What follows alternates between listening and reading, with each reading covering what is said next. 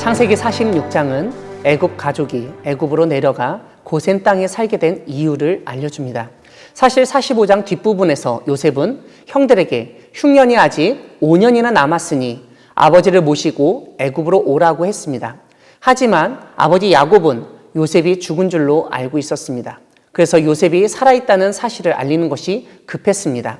아마도 지난날 요셉이 죽었다는 증거였던 피 묻은 채색옷과 정반대로 요셉이 살아있다는 사실을 보여줄 증거물이 필요했을 것입니다. 이때 애굽왕 바로는 요셉의 형들이 애굽에 왔다는 소문을 듣고 아버지와 가족을 데리고 올 수레까지 보냅니다. 요셉은 바로의 명령대로 수레를 내어주는데 야곱은 요셉이 보낸 수레를 보고 기운이 소생했습니다. 요셉이 살아있다는 확실한 증거를 보고 믿었던 것입니다. 오늘 본문은 그 이후의 일을 알려줍니다. 야곱은 온 가족과 모든 소유를 이끌고 애굽으로 갑니다. 애굽으로 가던 중 브엘세바에서 희생 제사를 드립니다. 야곱의 할아버지 아브라함과 아버지 이삭 때부터 중요한 장소였던 브엘세바에서 하나님께 다시 예배를 드렸던 것입니다. 그때 하나님이 야곱에게 나타나셔서 애굽으로 내려가는 것을 두려워하지 말라고 말씀하셨습니다. 무엇보다 너로 큰 민족을 이루게 할 것이라고 약속하셨습니다. 그뿐만 아니라 하나님은 야곱과 함께 애굽으로 내려가시겠다고, 반드시 애굽에서 인도하여 이 땅으로 돌아오게 하시겠다고도 약속하셨습니다. 이러한 하나님의 약속을 믿고 야곱은 애굽 왕 바로가 보낸 좋은 수레를 타고 애굽으로 갔습니다. 오늘 본문을 보면 부인, 아들, 손주들을 데리고 갔고 그와 함께 가축과 모든 재물을 가지고 갔다고 알려줍니다. 오늘 본문 8절 이하는 애굽으로 내려간 야곱, 즉 이스라엘 가족의 이름들을 하나하나 언급하며 알려줍니다. 일단 레아가 야곱에게 낳아준 자녀와 후손은 모두 33명입니다. 실바가 낳은 자녀와 후손은 16명입니다. 라헬이 낳은 자녀와 후손은 모두 14명입니다. 빌하가 낳은 자녀와 후손은 모두 7명입니다. 결국 27절은 야곱의 집 사람으로 애굽에 이른 자가 모두 70명이었다고 알려줍니다. 애굽에 내려온 야곱의 가족에게 요셉은 애굽 왕 바로 앞에서 가족들이 목축하는 자라는 점을 언급하면 애굽 사람은 다 목축을 가증히 여기니 고센 땅에 살게 될 것이라고 알려줍니다.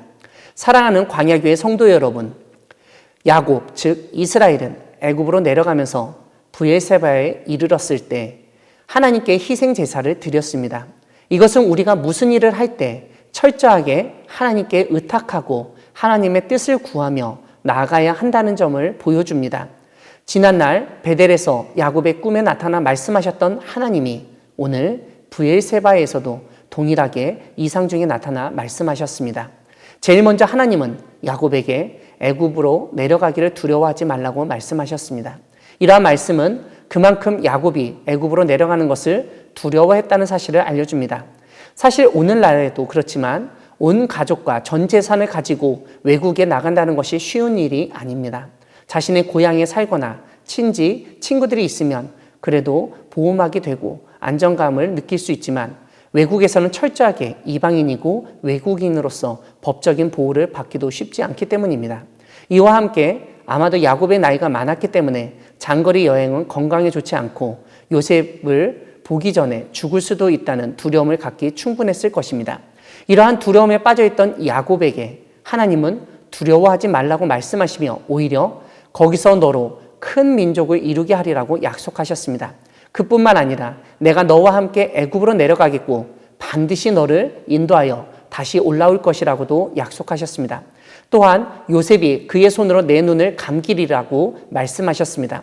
이런 말씀을 통해 하나님은 우리로 하여금 두려움을 이겨내게 하시며 두려운 상황에서도 놀랍고 새로운 약속을 주시는 분이신 것을 깨닫게 됩니다. 그러므로 우리가 두려움에 빠질 때 새로운 환경에 적응하거나 완전히 낯선 공간으로 이동할 때 무엇보다 먼저 하나님 앞에 나아가야 합니다. 그럴 때 하나님은 우리를 위로해 주시고 격려해 주시며 두려움을 이겨내도록 도와주십니다.